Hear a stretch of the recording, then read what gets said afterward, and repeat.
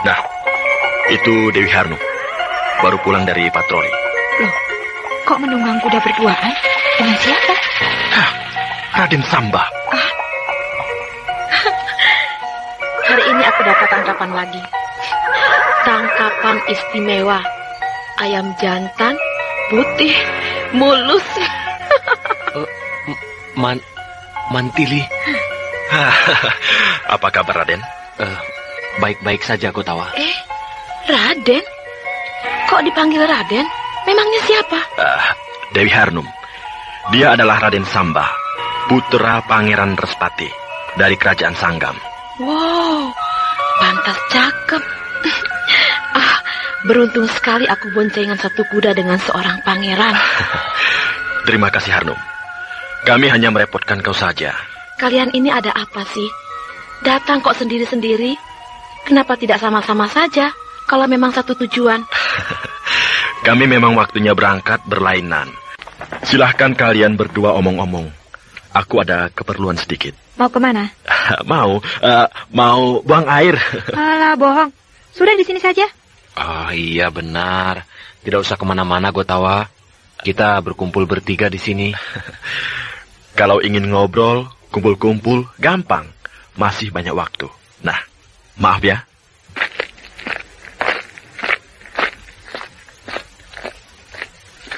Mantili. Kenapa kau meninggalkan aku? Kenapa kau mencari aku? Kita kan berangkat sama-sama. Kenapa harus bercerai di tengah jalan? Habis, kau tidak mau mengerti? Aku mengerti, Mantili. Tapi caranya itu yang tidak baik. Pergi begitu saja tanpa pamit. Kalau aku pamit, kau pasti tidak memberi izin. Bukannya aku tidak memberi izin, tapi aku sudah bisa membayangkan suasana dan keadaan di markas pejuang kemerdekaan itu seperti apa. Nah, sekarang kau lihat sendiri kan, perang belum dimulai. Menunggu dan menunggu. Daripada luntang-lantung di sini kan lebih baik kita menunggu di Keraton Sanggam. Bila sudah pasti kapan perang akan dimulai, nah dengan cepat kita bisa tiba di sini, Mantili. Aku lebih suka begini daripada di dalam istana. Hidup di tengah-tengah para pejuang dalam keadaan prihatin begini, semangat hidupku membara. Aku sangat bergairah. Tapi sudah, pokoknya saya tetap di sini. Kalau kau mau pulang, pulanglah. Oh, Mantili. Aku akan ke kamar Dewi Harnum. Saya tidak mengerti, Gotawa.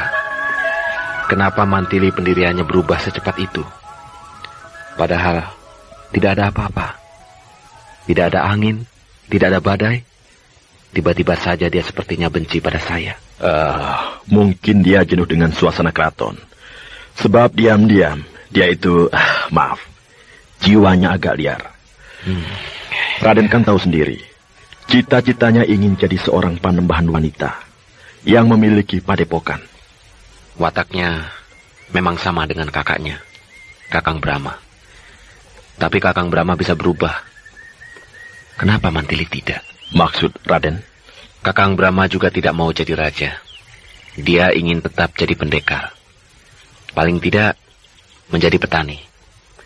Tapi ternyata cita-citanya itu bisa dia kesampingkan dan mau jadi raja. Apakah Raden juga menghendaki Mantili seperti itu? Iya. Saya ingin dia mendampingi saya di dalam perjuangan saya memajukan kerajaan Sanggam. Ya. Kalau begitu, Raden harus punya alasan yang kuat, seperti Brahma.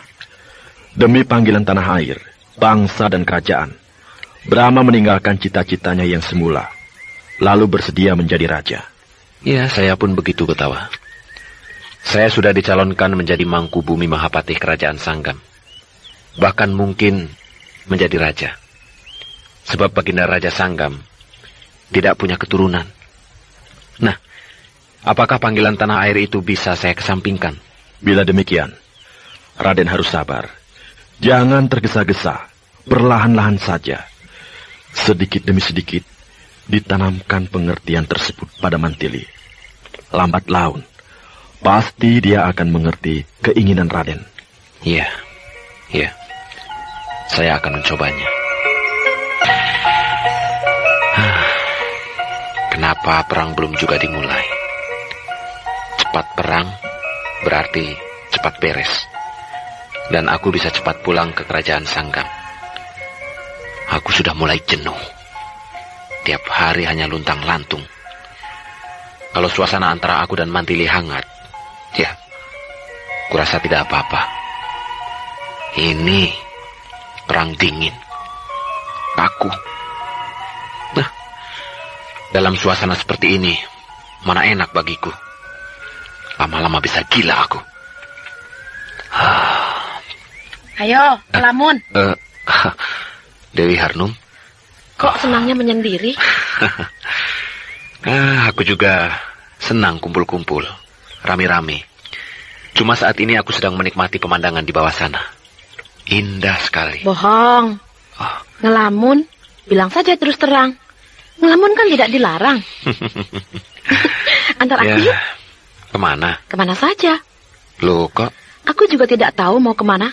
Pokoknya jalan-jalan, muter-muter. Kalau tidak tahu mau kemana, mendingan di sini saja. Kalau aku tidak punya tujuan, buat apa aku menghampiri kamu di sini?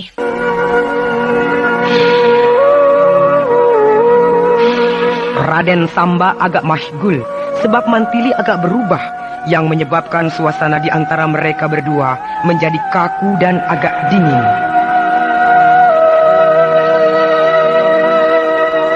Dewi Harnum yang lincah dan periang mengajaknya sekedar jalan-jalan, menikmati pemandangan di sekitar Bukit Unggas itu. Kenapa Mantili jadi bersikap demikian terhadap Raden Samba tanpa sebab musabab alasan yang kuat? Saya mendengar kerajaan Sanggam adalah negeri yang indah. Lalu, indah mana dengan kerajaan skala ini? Ya, sama. Bohong. Iya kok. Masa sama? Pasti berbeda ah. Nanti kalau aku katakan lebih indah negeri Sanggam, kau marah. Tidak marah, cuma dongkol. Kalau perang sudah selesai, aku ingin ke kerajaan Sanggam. Boleh tidak? Kenapa tidak? Dengan tangan terbuka aku akan menerima kau. Oh ya? Iya. Terima kasih ah. Kembali. Ada apa? Ada kelinci. Mana? Lari ke semak-semak itu. Oh ya? Ayo kita tangkap. Kau suka daging kelinci? Oh, bukan suka lagi. Lebih dari suka. Ya, ayolah. Kau gebrak semak-semak itu. Kalau kelincinya melompat, aku sambit pakai batu ini. Iya, masa mau disambit pakai ini singkong?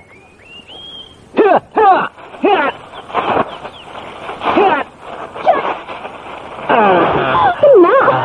Ini. Bawa ke sini. Ya. Nah, ini kelincinya. Kau melempar tepat kena kepalanya. Ya, kurus. Kasian amat. Biar kurus kan tetap saja ada dagingnya. Iya. Ayo kau cari kayu bakar. Aku yang mengulitinya. Iya. Habis tulang-tulangnya digerogoti. Habis daging kelinci ini enak. Sayang cuma satu ya. Coba kalau dapat 2. Tidak apa. Segini juga sudah cukup buat mengganjal perut. Ayo ah. Kemana? Pulang. Kok pulang? Sudah sore. Nanti kita kemalaman di hutan ini. Biar. Loh kok? Aku masih betah. Tapi nanti anak buahmu cemas. Sudah sore begini kau belum pulang? Mereka tidak akan mencari aku. Soalnya tidak ada perang. Lalu di markas juga mau apa? Paling bengong. Bosan. Tapi semenjak ada kamu, aku senang jadi punya teman. Suasana di markas para pejuang itu tidak membosankan lagi. Kamu senang tidak main-main dengan aku? Ya, senang. Benar. Iya, betul. Kalau tidak senang, bilang saja terus terang. Nanti aku tidak akan mengajak lagi kau main-main. Aku senang kok, sungguh. Terima kasih.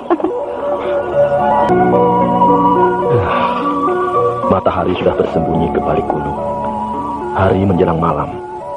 Tapi Raden Samba dan Dewi Harnum belum kembali. Kemana mereka? Rupanya Dewi Harnum senang pada Raden Samba. Tapi mudah-mudahan hanya senang biasa saja. Sebab kasihan Mantili. Dewi Harnum seorang gadis yang polos, lincah dan periang.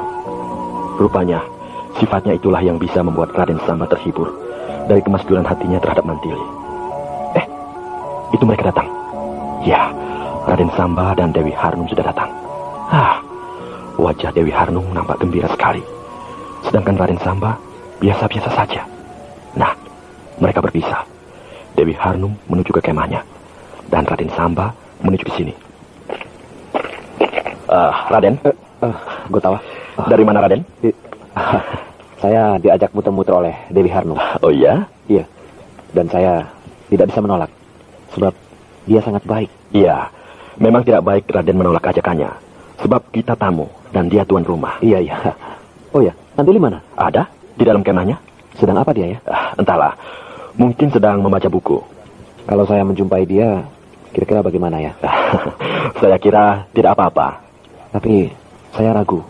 Sebab dia kelihatannya masih marah sama saya. Alah, marahnya seorang gadis akan lumer kalau Raden pandai merayunya. Justru itulah, saya tidak bisa merayu. Kalau tidak bisa merayu, ya tidak usah. Yang wajar saja pokoknya. Iyalah, saya akan datang ke kemahnya.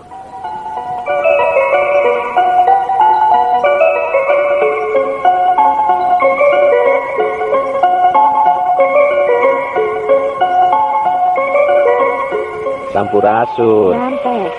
Boleh saya masuk? Masuklah. Kau masih marah padaku, Mantili? Tidak. Syukurlah. Oh ya, Mantili. Tadi aku main-main dengan Dewi Harnum. Oh ya? Main-main ke mana? Ya, di sekitar sini saja. Iya. Aku tidak bisa menolak ajakannya. Sebab dia tuan rumah dan kita tamu. Iya, dia memang baik.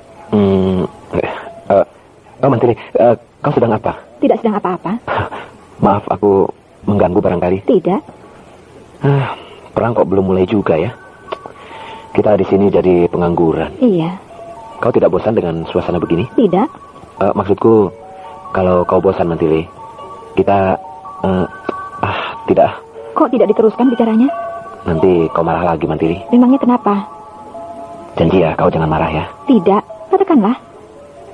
Seandainya kau merasa bosan, kita pulang saja ke kerajaan Sanggam atau ke kerajaan Madangkara. Tidak usah kau jawab. Itu hanya pikiran sambil lalu saja dariku. Kita tunggu sampai lusa. Kalau tidak juga ada kepastian, kita pergi dari sini. Tapi bukan ke kerajaan Sanggam atau kerajaan Madangkara, tapi ke wilayah utara. Ke wilayah utara? Iya, ke wilayah utara kerajaan Niskala ini, menjumpai Senopati Ajisaka. Minta penjelasan rencana perjuangan ini kepadanya. Oh, iya. Aku setuju. Ada apa Dewi Harnum hari ini mengumpulkan semua pasukannya? Tadi malam datang seorang prajurit dari wilayah utara yang membawa pesan dari Ajisaka bahwa kewaspadaan harus ditingkatkan. Wah, kita tidak diberi tugas nih. Anda sekalian kan tamu. Tapi bukan tamu resmi, melainkan teman seperjuangan, bukan? Ini kan belum perang, baru patroli biasa. Nah, lebih baik Anda sekalian santai-santai saja. Patroli juga kan berhandai-handai, bukan? Ya, baiklah. Nah, kalian mau ikut regu yang mana? Kau kan komandan, aturlah. Kami akan patuh pada perintahmu. Waduh, aku komandan. Loh, iya kan? Sudahlah, kalian ikut aku saja. Kita berempat menjadi regu tersendiri. Regu istimewa. Nah, kita sudah berada di puncak Bukit Unggas. Dari sini kita bisa melihat ke sekeliling dengan jelas. Ya, ternyata Bukit Unggas ini tidak terlalu besar. Sehingga kita bisa melihat anak buahmu yang menyebar ke 4 penjuru dari sini. Bukit Unggas ini memang kecil, tapi sangat penting artinya bagi kerajaan Niskala. Sebab merupakan pintu gerbang wilayah selatan yang menghadap ke arah kerajaan Kuntala. Jadi kalau ada serbuan dari kerajaan Kuntala, Bukit Unggas inilah yang merupakan benteng pertama. Pantas kakakmu Ajisaka menempatkan kau sebagai komandan di wilayah selatan ini. Soalnya aku hebat. Mantili, Sama, kenapa kalian diam saja? Ayo cerita-cerita biar tambah ramai. Cerita apa, Harnum? Ceritaku sudah habis. Cerita apa saja, pokoknya yang ramai. Nantilah, aku mencari bahan cerita dulu. Kalau begitu, Sama, ayo cerita. Ada-ada saja, aku kan bukan pengarang. Kalau untuk bercerita tidak perlu jadi pengarang dulu. Langsung saja, iya kan? Ya, iyalah. Dengarkan ya. Pada zaman dahulu, entah zaman apa namanya, aku juga tidak tahu soalnya. Bisa juga kau melucu. Kan, belum sudah pada tertawa nih. Habis pakai nanya segala. Kalau tidak tahu zaman apa, ya sudah. Langsung saja pada inti cerita. Oh iya. Ada seorang raja jin. Masa jin seorang? Jin kan bukan orang. Ini mah begini. Kau motong terus sih. Iya kan, ketawa. Jin manusia bukan? Bukan. Manusia ya manusia. Jin ya jin. Mantili, Jin manusia bukan? Aku belum pernah melihat jin. Wah, susah juga kau. Jadi, seekor jin saja. Bukan seekor. Sebuah. Selembar. Masa sebuah? Terserah kau saja yang mana. Yang mana cerita. Sudah ya. Ada jin, begitu saja. Pokoknya jin lah, raja jin. Susah amat sih. Raja jin ini namanya Jin Kaskas. Awas nih. Jin ada namanya ya? Tentu saja ada, Hanum. Mau cerita nggak sini? Iya mau. Motong terus sih, kapan selesainya cerita ini? Biar rame. Nah ya, Jin Kaskas ini jatuh cinta pada seorang putri yang cantik jelita. Siapa nama putrinya itu? Namanya Dewi Harnum. Ini namaku. Kau jangan ngacak, Samba. Loh. Cerita saja, jangan nyerempet-nyerempet. Loh, justru yang nyerempet-nyerempet itu yang enak. Bukan begitu, ketawa? Benar. Kok jadi ngelantur? Mana ceritanya? Iya. Dewi itu namanya Dewi... Jangan ngarang yang tidak-tidak lagi. Loh, ini kan karangan. Iyalah, ayo teruskan. Putri yang cantik jelita itu namanya Dewi Gambirwangi. Di mana-mana, gambir ya wangi, tidak ada yang bau. Ya, namanya juga cerita. Kau tertawa melulu, kau tawa? Habis ceritanya tidak jalan-jalan. Dari tadi cekcok. Potong-potong dulu. Iyalah, aku tidak akan banyak komentar lagi seperti Mantili dari pendengar yang baik. Jadi iya kan Mantili? Iya. Ayo teruskan ceritanya. Ya, Dewi Gambirwangi ini seorang manusia biasa. Ratu kerajaan Sawu Jajar. Wah, pasti banyak pohon sawo di kerajaan itu. Lagi, ya tentu saja. Namanya Sawu Jajar. Pohon sawo yang berjajar-jajar. Nah, kau tertawa lagi, kau tawa? Kamu sih katanya tidak akan memberi komentar lagi. Nyatanya masih saja nyocos. Kalau tidak ngomong, rasanya mulutku gatal. Sudah ya, teruskan ya. Tentu saja harus diteruskan sampai tamat. Sampai tamat ya. Jin Kaskas datang ke kerajaan Sawu Jajar melamar Ratu Dewi Gambirwangi. Diterima lamarannya itu? Tentu saja ditolak. Wah, kasihan ya Jin Kaskas. Iya, kasihan lah. Ratu Gambirwangi yang cantik jelita itu boro-boro cinta. Melihat Raja Jin Kaskas itu, dia hampir pingsan. Saking takut dan mengerikan. Oh, Jin Kaskas itu jelek. Kamu ada-ada saja, namanya juga Jin. Ya jelek. Aku kira Jin ganteng seperti kau. Asam kecut. Terus bagaimana? Terus ya, Jin Kaskas marah. Ya, Raja Jin itu murka sekali. Kakinya dihentak-hentakan ke tanah. Kecelik. Kontan, bumi goncang. Gempa bumi. Hah? Masa dijedak begitu saja gempa bumi? Loh, jin itu besarnya bukan main. Jin raksasa. Sakti lagi. Tentu saja ketika kakinya menjejak bumi berkali-kali jadi gempa bumi. Hebat banget. Terus? Saking marahnya ya, kerajaan Sawu Jajar itu diserbu. Rakyat kerajaan Sawu Jajar semuanya dimakan. Hah? Dimakan? Namanya juga jin kok banyak. Kan suka makan manusia. Wah, habislah rakyat kerajaan Sawu Jajar itu. Nggak habis, nggak. Ludes ya tandas. Bukan hanya rakyat saja yang dimakan. Hewan, kerbau, sapi, ayam, kambing, dan lain sebagainya semuanya ditelan. Rakus banget jin sinting itu. Ya, namanya juga jin. Apa saja dilalap. Lalu Dewi Gambirwangi juga dimakan? Sebenarnya mau dimakan, tapi tidak. Oh, tidak? Iya. Hanya satu orang yang masih hidup. Ya, ratunya itu, Dewi Gambirwangi. Kasihan dia. Lalu? Dewi Gambirwangi menangis terseduh-seduh. Melihat kerajaannya hancur. Rakyatnya binasa. Nah, melihat Dewi Gambirwangi menangis begitu, Jin Kaskas juga ikut menangis. Rupanya dia kasihan juga kepada Dewi Gambirwangi. Jin juga bisa menangis ya? Ya, tentu saja bisa. Terus? 1 bulan Jin Kaskas menangis. Air matanya tak henti-hentinya mengalir. Maka banjirlah di muka bumi. Banjir? Ya, dunia dilanda banjir besar. Kok? Enak benar kau tertawa, Gotawa. Karena ada Raja Jin menangis terus-menerus 1 bulan penuh, maka terjadilah bencana alam. Dunia dilanda banjir besar, yaitu air bah. Banjir air mata Raja Jin Kaskas. Iya, benar. Kau ini, Samba, bercerita yang tidak-tidak saja. Raja Jin marah, kakinya menjejak bumi, jadi gempa bumi. Raja Jin menangis, bumi dilanda banjir. Para muda pejuang kemerdekaan itu bercengkerama, bersenda gurau, tertawa riang gembira di Bukit Unggas, tempat basis Maskar mereka. Ternyata Raden Samba pintar bercerita. Dewi Harnum dan Gotawa sampai terpingkal-pingkal dibuatnya. Mantili pun ikut tertawa, tapi tawa yang biasa saja. Apakah Raden Samba bercerita lucu tersebut hanya sekedar untuk menghibur dirinya sendiri yang sedang duka, ataukah memang ingin sekali membuat Dewi Harnum gembira? Bayangkan saja ya, hanya satu jin, bumi dijejak, terjadi gempa bumi. Dia menangis, dunia banjir. Kalau ada 10 jin saja, jadi apa dunia ini? Tidak disangka, Raden Samba ini diam-diam pintar bercerita juga. Diam-diam, genit juga. Itu lihat, menjangan. Oh iya, menjangan.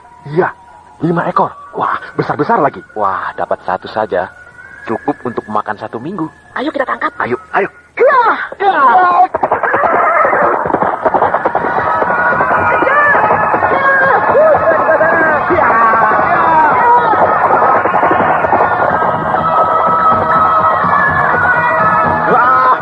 mereka buyar. Larinya bertebaran. Itu saja yang 1 ekor yang paling gemuk yang ditangkap. Iya, dia lari ke sana. Ayo kejar.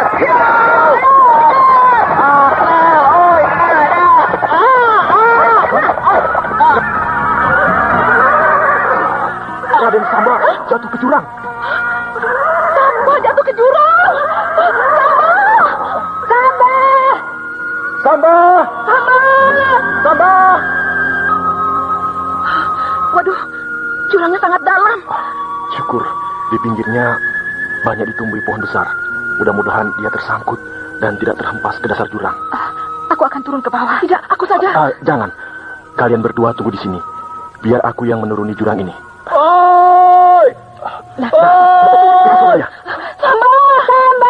Samba! Jangan ada yang turun! Aku akan naik sendiri!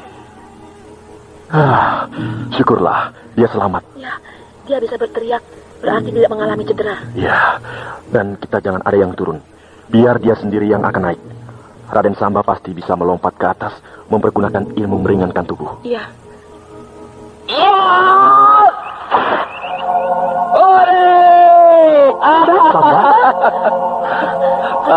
Pakaianmu robek-robek dan badanmu lecet-lecet. Tidak apa-apa kok. Aku berhasil meraih cabang pohon dan menyangkutkan tubuhku ke pohon itu. Jadi tidak sampai terhempas ke dasar jurang. Tapi kau sakit. Ayo sini aku pijit. Tidak usah, Harnum. Tidak apa. Aku pintar ngurut kok. Sini. Tidak usah malu-malu. Ayo tiduran. Tidur?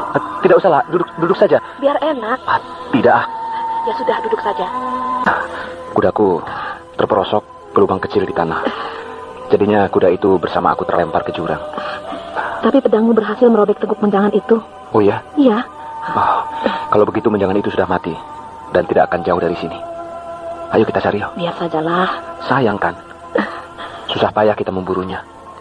Lagi pula menjangan yang aku kenali paling besar dan gemuk. Ayo kita cari sama-sama. Sudah lama aku ingin makan daging menjangan. Biar aku saja yang mencarinya, Raden. Kau di sini saja. Bagaimana, Mantili? Aku ikut Kau di sini saja, Mantili. Tidak. Aku ikut dengan kamu mencari menjangan itu. Ya, terserahlah.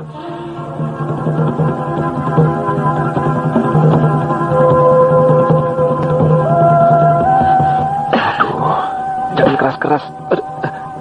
Pelan-pelan saja mijitnya. Kalau pelan-pelan lama sembuhnya. Tapi aku kan tidak cedera. Memang tidak. Ada urat-urat dan otot-otot yang perlu dibetulkan. Oh ya? Iya. Kau belajar urut dan pijit di mana? Turunan. Turunan? Nenekku jago mijit. Oh. Aduh, sakit. Sakit-sakit enak. Pokoknya kalau dipijit sama aku, pasti ketagihan. Aku mau ketagihan. Asal kau tetap mau memijitku. Aku mau. Apalagi memijit laki-laki cakep. Nah, mereka datang. Pijitnya sudah. Ini menjangannya. Wow, besar. Iya, cukup untuk persediaan makanan 1 minggu. Ayo kita kembali ke markas. Kita masak menjangan itu. Iya. Wah, aku naik apa ini? Aku tidak punya kuda kan? Sama aku saja. Ayo naik ke punggung kudaku. Ayo naik. Kudaku besar dan kuat. Dinaiki 2 orang sekaligus tidak akan apa-apa. Ya, baiklah.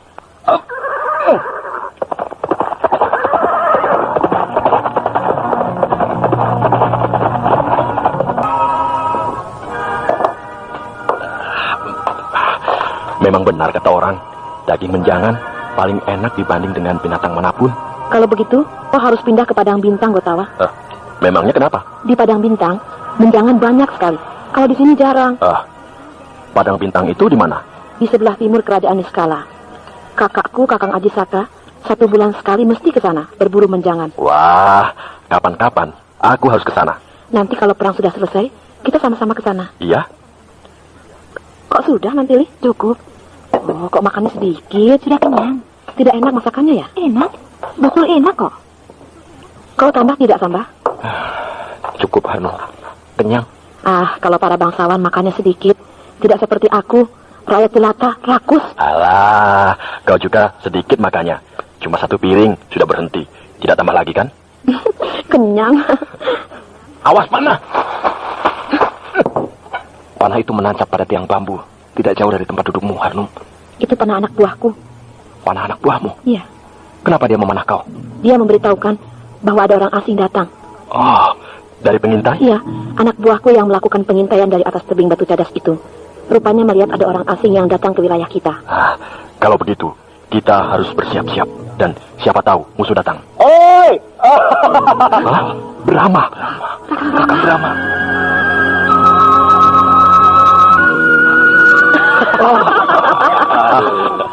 Apa kabar, Mantili? Raden, Gotawa? Baik, Kakang. Baik, Kakang. Syukurlah. Harnum, inilah Tuanku Brahma, Raja Madangkara. Bagaimana kabarnya Ramanda dan Ibunda, Kakang? Sehat walafiat. Syukurlah. Tapi seperti yang kita duga, Ramanda dan Ibunda tidak mau tinggal di istana. Lalu di Kampung Jamparing? Benar. Wah, pasti Kampung Jamparing geger. Wah, bukan geger lagi, Mantili. Gempar. Rakyat berbondong-bondong datang, menghaturkan sembah pada Ramanda dan Ibunda. Rakyat sangat bersuka cita. Kedua orang tua kita sudah kembali. Saya bisa membayangkannya. Paman dan bibi Anda, Pak Arum dan Bu Arum, pasti menangis terseduh-seduh. Paman dan bibi Arum hampir pingsan. Mereka tidak percaya. Ibarat mimpi, kedatangan Ramanda dan Ibunda. Iya. Puji syukur. Ramanda dan Ibunda diterima oleh rakyat dengan penuh kehangatan. 7 hari 7 malam rakyat Madangkara pesta, merayakan kembalinya kedua orang tua kita. Tiap hari tamu datang. Para pembesar keraton, semuanya tumplek ke Kampung Jamparing. Sayang kita berada di sini ya. Kalau tidak, kita pun ikut menyaksikan kebahagiaan itu. Tidak apa, Raden Sambah. Karena memang sudah begitulah hukumnya yang paling utama dari para pendekar. Harus berani dan bersedia merasakan pahit paling awal. Dan merasakan manis paling akhir. Iya, benar Kakang. Kitalah yang paling menderita waktu membebaskan Ramanda dan Ibunda dari cengkraman kerajaan Kuntala. Waktu tenaga bahkan jiwa kita pertaruhkan. Musuh tak henti-hentinya menggempur kita. Ribuan panah, tombak, pedang, bahkan beberapa jenis ilmu kedijayaan dari beberapa tokoh golongan hitam yang berilmu tinggi berhasil kita atasi, meskipun dengan susah payah. Kemudian kita menjadi lega dan bersyukur bahwa usaha kita tidak sia-sia. Perjuangan kita membuahkan hasil yang gemilang. Itulah letak kepuasan kita. Perkara yang datang kemudian berupa puji dan sanjung ataupun sajian pesta pora adalah merupakan yang kedua. Begitulah, Raden. Daulat, Kakang. Aduh, dasar raja. Biar masih muda, bicaranya tinggi sekali. Aku sampai berpikir keras untuk bisa menangkap maknanya. Kakang Brahma, Kakang datang ke sini, apakah ada sesuatu yang maha penting, Kakang? Mandili. Pertama, aku rindu pada kalian. Kedua, aku membawa berita yang teramat penting, yang menyangkut masa depan kerajaan-kerajaan terjajah. Berita apa itu, Kakang? Di kerajaan Kuntala telah terjadi kudeta. Hah? Kudeta? Ya, perebutan kekuasaan. Siapa yang melancarkan kudeta, Kakang? Tumenggung Raksa. Oh, Tumenggung Raksa. Tumenggung Raksa bersama 10 orang Tumenggung lainnya, tokoh-tokoh teras pemerintahan kerajaan Kuntala, berhasil merebut kekuasaan tanpa pertumpahan darah. Kudeta tanpa pertumpahan darah. Ya, sebab didukung sepenuhnya oleh angkatan perang kerajaan Kuntala. Ya, pantas. Kalau begitu, Panglima Perang Arya Rongkah ikut terlibat dalam perebutan kekuasaan itu, Kakang. Benar, dia mendukung Tumenggung Raksa. Hebat Tumenggung Raksa itu. Bisa mendapatkan dukungan dari semua tokoh penting. Iya, dia sedang mengalami masa jaya. Inilah kesempatan yang paling baik untuk menggempur kerajaan Kuntala. Benar, Dewi Harnum. Untuk itulah aku menemui kakakmu, Bang Bara Aji Saka di wilayah utara. Jadi, Anda sudah berjumpa dengan kakak saya? Sudah. Sebab dari Madangkara, aku langsung menuju ke wilayah utara, menemui kakakmu. Bagaimana katanya? Besok pagi, kerajaan Niskala diserbu. Oh, besok pagi? Ya, besok adalah hari yang paling bersejarah. Sebab bukan hanya di sini, di kerajaan Niskala akan terjadi perang kemerdekaan. Akan tetapi di semua kerajaan terjajah. Ah, benarkah? Ya, kerajaan Selimbar, kerajaan Salingkuh, kerajaan Saptarema, dan di sini kerajaan Niskala. Besok pagi sudah sepakat serentak mengobarkan perang kemerdekaan. Mampuslah si Tumenggung Raksa yang sok jago itu. Biar biji matanya keluar dan kepalanya pecah melihat semua kerajaan jajahan bangkit menentang kerajaan Kuntala.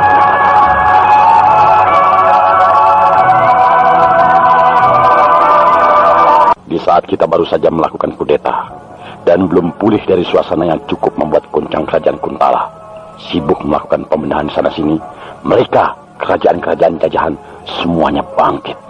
Perang kemerdekaan berkobar di mana-mana.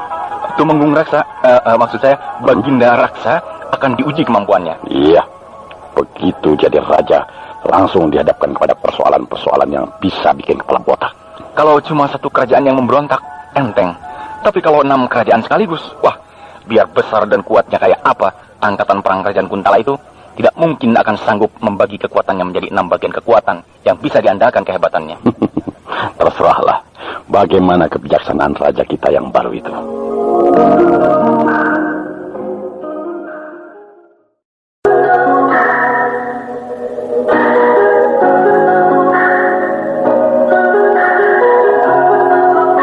Di kerajaan Kuntala telah terjadi perebutan kekuasaan. Sejumlah tumenggung terkemuka, pejabat teras pemerintahan Kuntala yang dipimpin oleh Tumenggung Raksa, menyatakan dirinya sebagai penguasa baru kerajaan Kuntala. Peristiwa besar tersebut dengan cepat menyebar ke segenap pelosok jagat. Para pejuang kemerdekaan dengan cepat memanfaatkan situasi tersebut. Maka bangkitlah kerajaan-kerajaan jajahan Kuntala, memerdekakan diri, menyatakan melepaskan diri dari kerajaan Kuntala.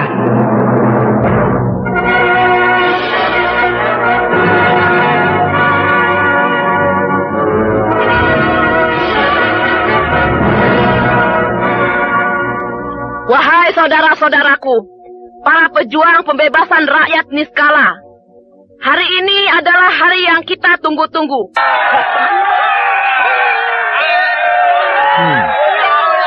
Hebat juga laskar para pejuang kemerdekaan itu.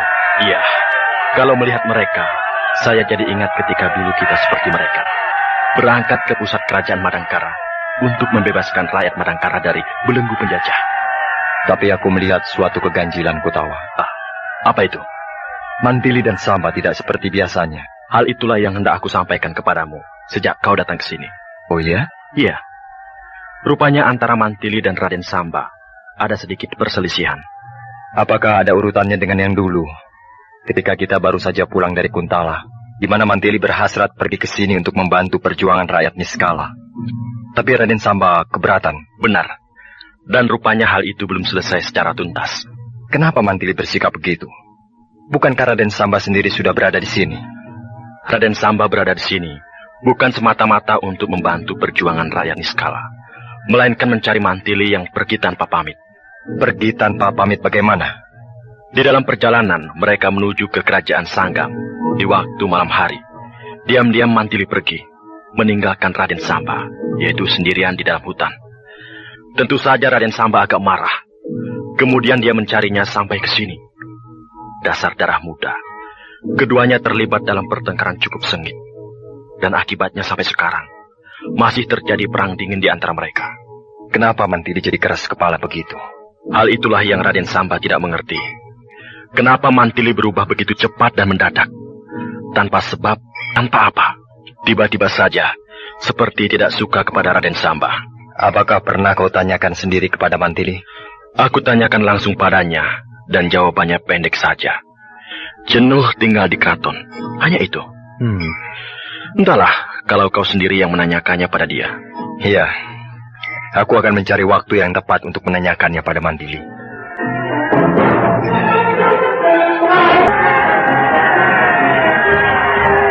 Nah, itu gapura tapal batas pusat kerajaan Niskala sudah nampak.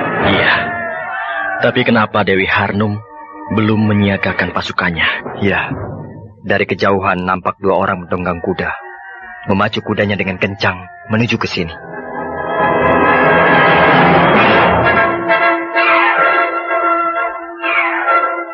Kedua orang penunggang kuda itu mendatangi Dewi Harnum.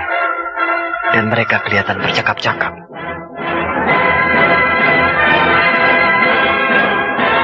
Pasukan! Berhenti! Ada apa Dewi Harnum menghentikan pasukannya? Rupanya ada berita penting yang dibawa oleh dua orang penunggang kuda yang baru datang itu.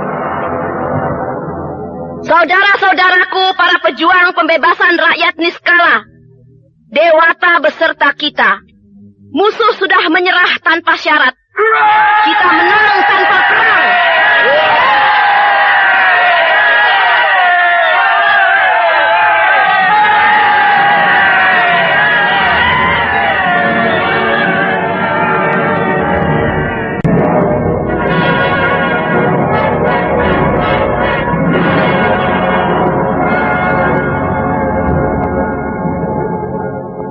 Harnum, apakah dua orang penunggang kuda itu yang membawa berita kemenangan? Benar, Tuanku Brahma.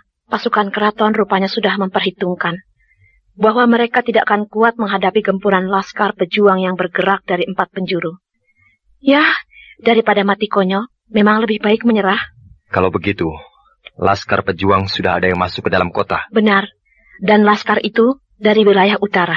Aji Saka? Betul. Kakang Aji Saka bersama laskarnya sudah masuk ke dalam kota dan menerima penyerahan tanpa syarat dari pasukan keraton. Begitu kata dua orang utusannya tadi itu. Iya. Terkabullah cita-cita kakakmu, Bang Bara Aji Saka, yang menghendaki perjuangan tanpa pertumpahan darah.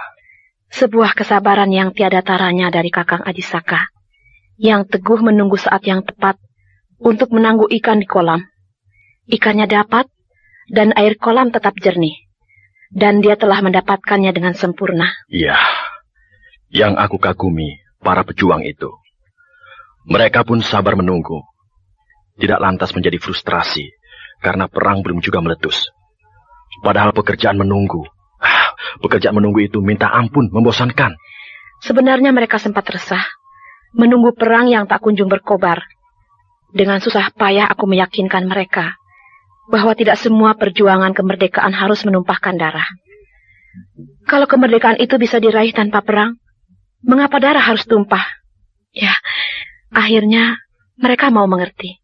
Sepintas lalu, kau berjiwa tidak sabaran, ugal-ugalan, ingin serba cepat selesai. Tapi nyatanya, kau mewarisi sifat kakakmu juga, penyabar. Memang aku bisa sabar untuk memulai suatu perang besar. Tapi untuk mendapatkan cinta, aku tidak sabaran, ingin cepat hasil.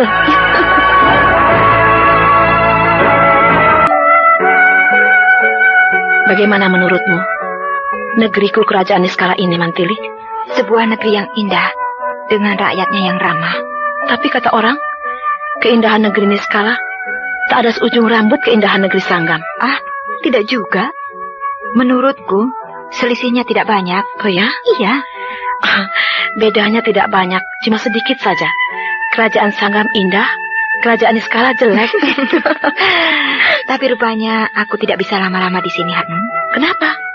Harus mempersiapkan rencana pertemuan raja-raja dari 6 kerajaan yang baru merdeka, bukan? Alah, tidak perlu tergesa-gesa, aku kira.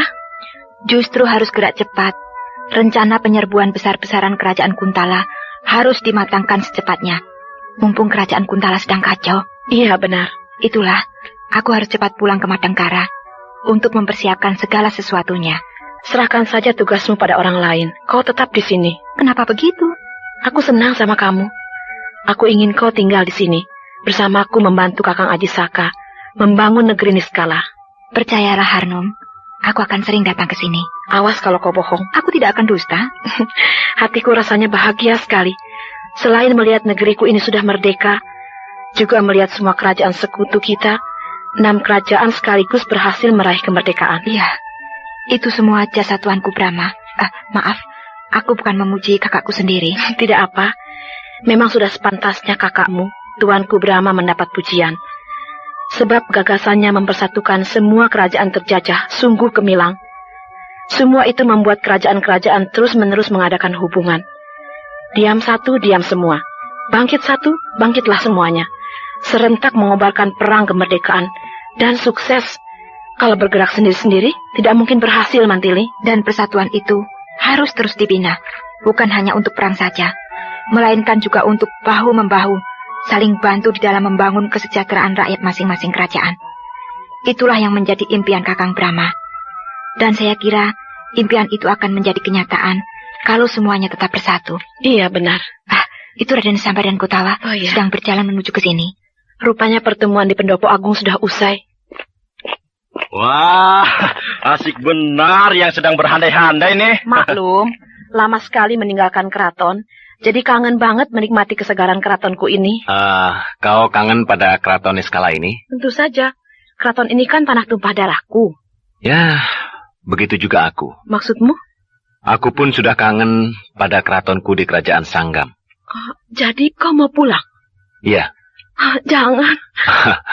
Kok? Harnum, tugasku kan sudah selesai. Bantuanku kepadamu untuk merebut kerajaan Niskala ini dari tangan penjajah sudah selesai. Jadi apa lagi? Kau kejam. Loh, kok kejam? Iya, kau Kotawa, dan kau juga Mantili. Kalian semuanya kejam. Tega sekali kalian meninggalkan aku kesepian sendiri di sini. Harnum, kami juga punya rumah. Dan rumah kami itu harus ditengok, bukan? Baik, kau dan Mantili boleh pulang. Tapi Raden Samba tidak. Jangan begitu, Harnum. Kau harus tinggal di sini. Wah, ya tidak bisa begitu. Kerajaanku sendiri membutuhkan tenagaku. Bawa saja kerajaanmu ke sini. Satukan kerajaan Sanggam dengan kerajaan Niskala. Kau tidak suka kepadaku ya? Ingat, Harnum. Kau harus membantu kakakmu, Senopati Ajisaka, membenahi kerajaan Niskala ini yang baru saja lepas dari belenggu penjajah. Iyalah.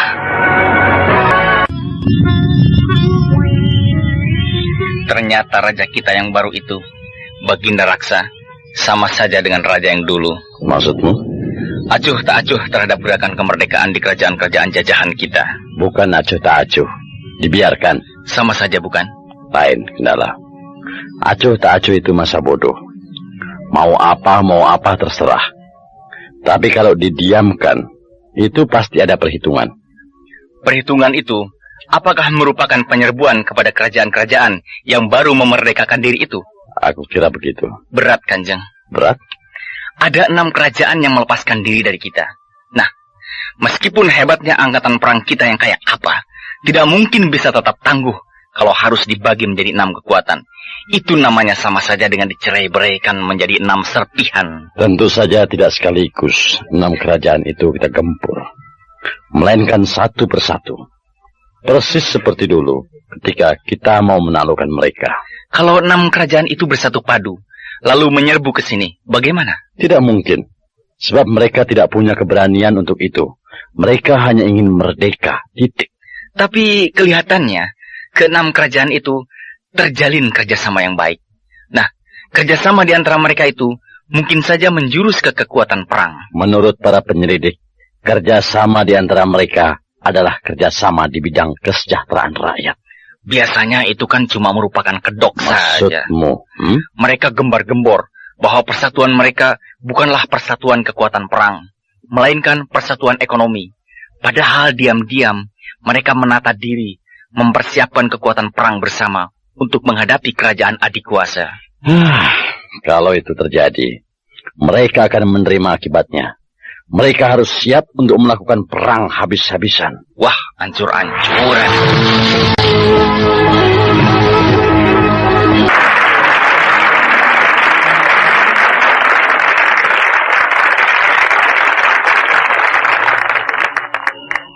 Kepada Yang Mulia Baginda Maharaja Kerajaan Niskala, Yang Mulia Baginda Maharaja Kerajaan Selimbar, Yang Mulia Maharaja Kerajaan Salingkuh, Yang Mulia Maharaja Kerajaan Saptarema, Yang Mulia Maharaja Kerajaan Sanggam. Saya, atas nama rakyat Kerajaan Madangkara, mengucapkan selamat datang. Puji syukur kepada Dewata Murbeng Alam, kita semua sudah terbebas dari nista, di mana kita semua berhasil melepaskan diri dari belenggu penjajah. Kini kita semua telah merdeka. Keberhasilan itu menunjukkan bukti yang kuat bahwa dengan bersatuan apapun bisa dicapai. Kita bersatu bukan hanya karena ingin merdeka semata-mata, tapi lebih jauh dari itu, yaitu bersatu di dalam segala bidang, terutama untuk kesejahteraan rakyat kita di masing-masing kerajaan. Namun tentu saja, usaha kita untuk mensejahterakan rakyat tidak akan berjalan lancar bila mana kita selalu terancam. Apalagi ancaman itu datangnya dari kerajaan adik kuasa.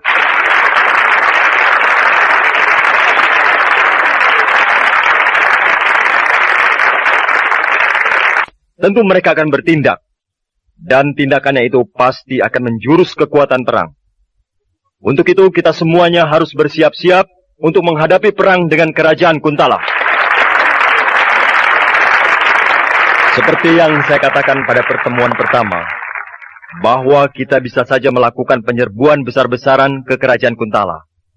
Akan tetapi kita sendiri harus siap dulu. Dalam arti kata, kita harus merdeka dulu. Nah, sekarang kita semua sudah merdeka. Maka dari itu, kita sudah bisa melakukan serangan bersama ke kerajaan Kuntala.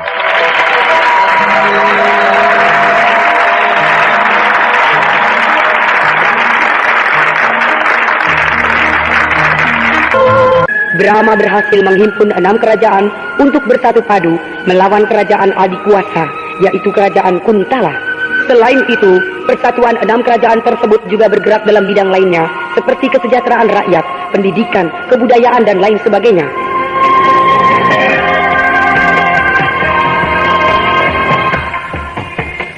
Mendekati hari-hari penentuan penyerbuan tersebut, terlihat kesibukan yang menyolok di ke-6 kerajaan itu, termasuk di kerajaan Madangkara. Namun di balik itu semua, perang dingin antara Raden Samba dan Mantili masih tetap berlangsung. Untuk itu, Brahma perlu memanggil Mantili.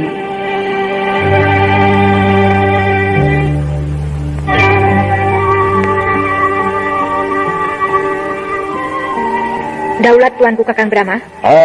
Kesinilah adikku Mantili. Daulat Kakang. Ada tiga apakah Kakang memanggil saya? Duduklah Mantili. Daulat Kakang. Kenapa kau tidak pergi ke kerajaan Sanggam? Apakah kau bertengkar dengan Raden Samba? Sedikit. Sudah sekian lama kau perang dingin dengan Raden Samba. Apakah tidak ada niatan di hatimu untuk menyelesaikannya sampai tuntas? Sebenarnya sudah selesai Kakang. Saya dan Raden Samba sudah baik kembali. Sudah bicara. Kalau begitu, kenapa kau tidak pergi ke kerajaan Sanggam untuk membantu Raden Samba menyiapkan pasukan perangnya? Apakah kau sudah tidak suka kepada Raden Samba? Suka. Sebab sesuai dengan jabatannya sebagai pangeran muda, calon patih kerajaan Sanggam. Memang benar dia harus mencintai pekerjaannya. Akan tetapi, tidak adakah waktu untuk memikirkan kepentingan saya? Apakah yang menjadi kepentinganmu itu? Ingin mendirikan padepokan. Oh, itu rupanya yang menjadi inti masalah. Ya, Kakangan tahu. Cita-cita saya ingin menjadi ketua padepokan yang memiliki padepokan sendiri. Kalau begitu sebelum kau dan Raden Samba berangkat ke kerajaan Kuntala untuk ikut membantu aku membebaskan Ramanda dan Ibunda, kau dan Raden Samba pernah berselisih mengenai rencanamu ingin mendirikan padepokan? Betul, Kakang.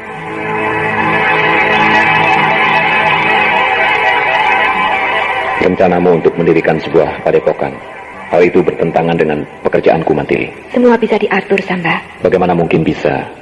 Aku pejabat tinggi kerajaan yang bertempat tinggal di keraton. Sedangkan kau seorang ketua padepokan yang tinggal di puncak gunung yang sunyi dan terpencil. Amat sulit untuk mengadakan hubungan secara terus-menerus, Mantili. Tapi kau kan tahu, cita-citaku semenjak kecil, aku ingin punya padepokan. Iya, aku tahu. Tapi kau juga harus mengerti kepada cita-citaku sebagai abdi negeri. Aku mengerti, dan aku mendukung sepenuhnya. Tapi kau juga tidak boleh menghalang-halangi cita-citaku. Kalau kita jalan sendiri-sendiri dengan cita-cita kita masing-masing, lalu mau bagaimana jadinya? Aku ingin kau mendampingi aku di dalam mengendalikan kerajaan, Mantili. Aku ingin agar kau selalu berada di sampingku. Begitulah, Kakang, awal perselisihan antara saya dengan Raden Samba. Cita-citamu dengan cita-cita Raden Samba bertolak belakang. Kalau tidak ada yang mau mengalah, bagaimana mungkin bisa jadi? Itulah. Sampai saat ini pun belum ada keputusan.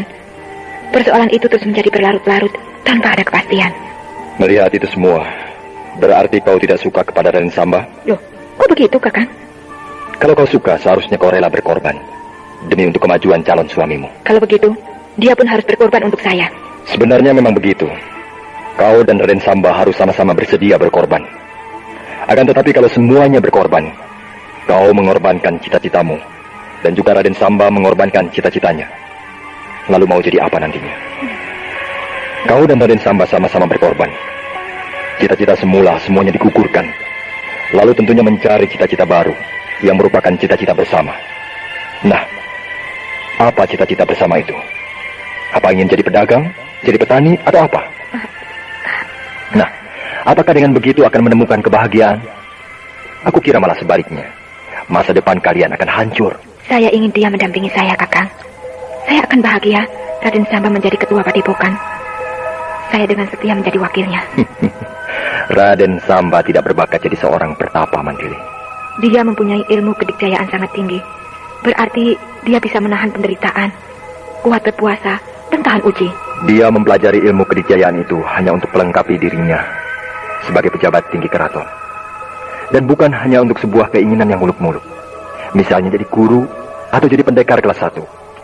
Nah, sedangkan untuk meraih sebuah cita-cita harus disertai oleh bakat dan kemampuan yang ada di dalam dirinya, yang sesuai dengan cita-citanya tersebut. Begitu bukan? Saya tahu Raden Samba berbakat menjadi pejabat keraton, tapi saya tidak, Kakang. Seorang istri tidak perlu memiliki bakat seperti suaminya.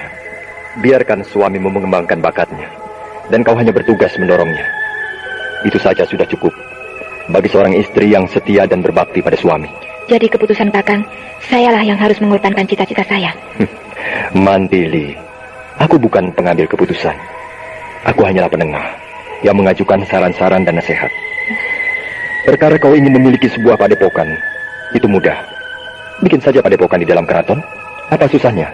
Padepokan di dalam keraton? Ya, tentu saja tidak sebagaimana padepokan yang sesungguhnya. Katakanlah sebuah sanggar tempat kau mengembangkan bakatmu. Pertama kali didiklah para muda penghuni keraton sebagai muridmu. Kalau kau memang bakatmu di situ, lambat laun namamu akan terkenal. Dan bukan suatu hal yang mustahil, akan berdatangan orang-orang dari jauh untuk belajar padamu dan menjadi muridmu.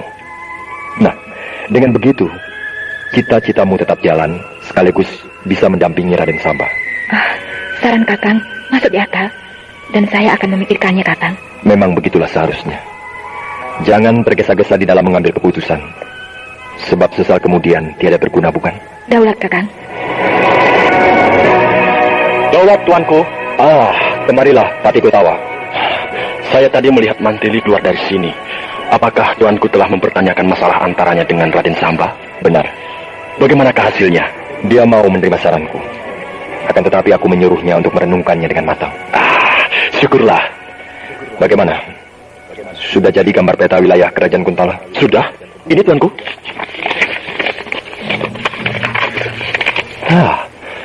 Sungguh sempurna gambar peta ini.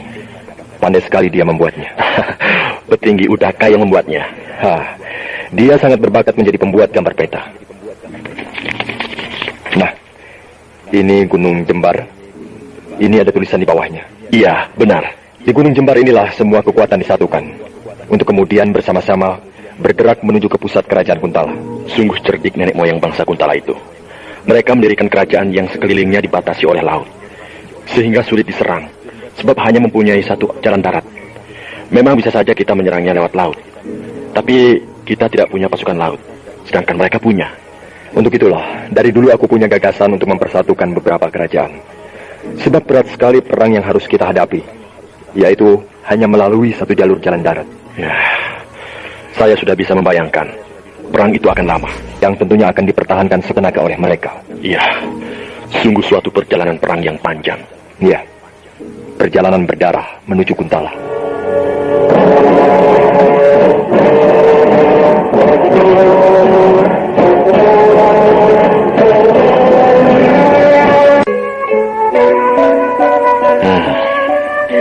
Gedung pertemuan rakyat ini sebaiknya menghadap ke timur. Ya, sebab sangat baik menantang sinar matahari di waktu pagi. Tapi kalau menghadap ke timur, berarti membelakangi pendopo agung. Tidak baik rasanya membelakangi pendopo yang terhormat itu. Apakah benar di sini rumahnya Pangeran Muda Raden Samba? Hah? Oh, Dewi Harnum. Oh. Apa kabar, Samba? Adakah bertiup angin surgawi sehingga kau jauh-jauh dari kerajaan Niskala berkunjung ke sini?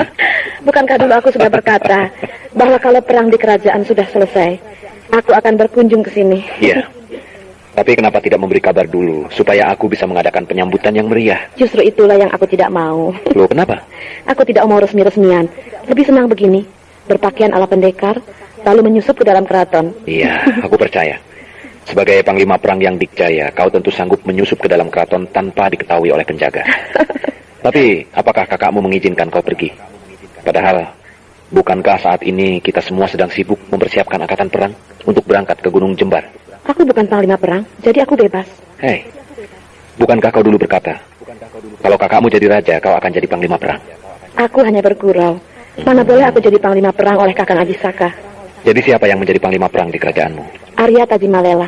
Oh ya? Iya, dia memang pantas jadi panglima perang. Kesaktiannya hampir sama dengan Kakang Ajisaka. Di kerajaanmu banyak orang-orang yang berilmu tinggi, sehingga angkatan perangnya sangat tangguh. Di sini juga sama kan? Oh tidak, hanya biasa-biasa saja. Suka begitu, pura-pura lemah, padahal dahsyat. Tapi negerimu ini memang benar indah. Aku senang sekali bisa mengunjungi kerajaan Sanggam ini. Kau boleh menikmati keindahan negeriku sepuasmu, dan aku siap mengantarmu kemana kau suka. Oh, sungguh menyenangkan. Aku akan jalan-jalan dengan seorang pangeran yang tampan.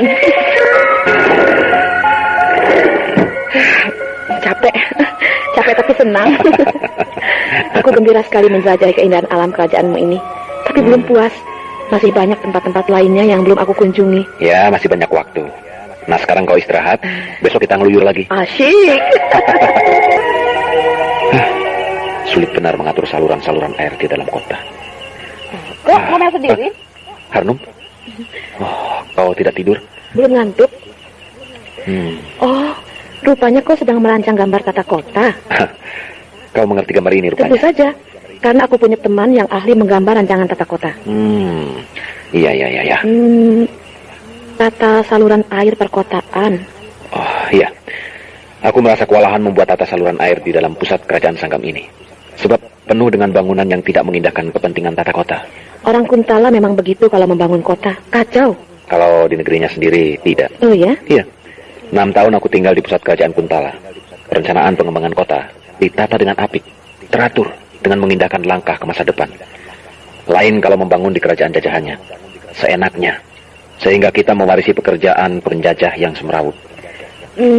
Pada gambar yang kau buat ini, ada lahan yang memungkinkan untuk dibuat saluran utama.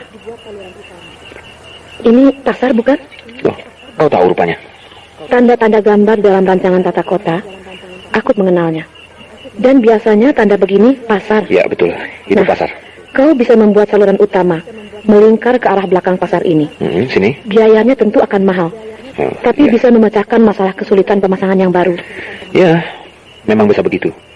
Akan tetapi, kau tahu sendiri kan, para pedagang di pasar itu selain sukar diawasi, juga kurang disiplin kalau membuang sampah.